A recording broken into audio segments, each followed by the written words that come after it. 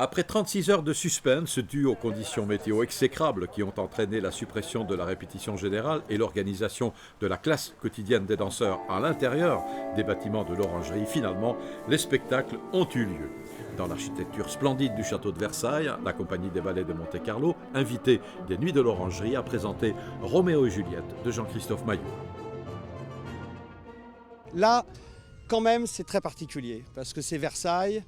C'est ces jardins absolument sublimes dans ce lieu qui finalement est un peu l'origine de la danse, car Louis XIV nous a offert la reconnaissance finalement de cet art chorégraphique en créant l'Académie de musique puis l'Académie de la danse qui deviendront le futur Opéra de Paris, en formulant de manière précise la technique de la danse, en inventant toute une relation à lui-même lorsqu'il dansait, d'où on nomme aujourd'hui tout le vocabulaire de la danse, écarté, effacé, c'est toujours effacé vis-à-vis du roi, écarté vis-à-vis du roi.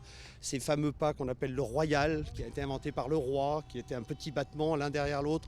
Il y a donc quand même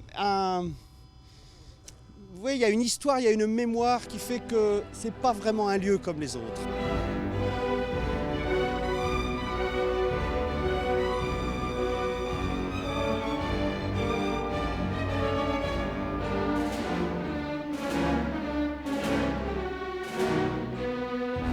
Je crois qu'avec les ballets de Monte-Carlo, il y a une exigence de la danse, une qualité de la compagnie, une force du répertoire et une vision d'un chorégraphe qui, quelque part, sont assez exceptionnelles dans notre pays. Alors, il y a bien sûr d'autres compagnies de danse, mais je crois que ce soir, nous avons peut-être l'une des premières. Je ne suis pas dans la classification parce que le premier, ça dépend évidemment du soir et du spectacle.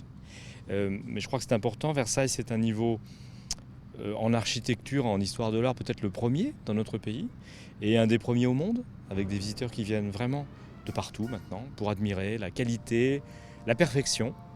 Et ce qui, dans les ballets de Monte-Carlo, peut faire écho à tout cela, eh bien, je crois que c'est leur quotidien, et c'est l'exigence que ces danseurs ont les uns pour les autres, et pour les pièces qu'ils interprètent, sous la férule de leur magnifique et pétulant chorégraphe et directeur. Plus de 6000 spectateurs ont assisté aux représentations de Roméo et Juliette dans les jardins du château de Versailles. Ils ont apprécié et longuement applaudi les artistes des ballets de Monte-Carlo qui, une fois encore, ont donné le meilleur d'eux-mêmes dans des conditions difficiles. La scène était humide, glissante, dangereuse.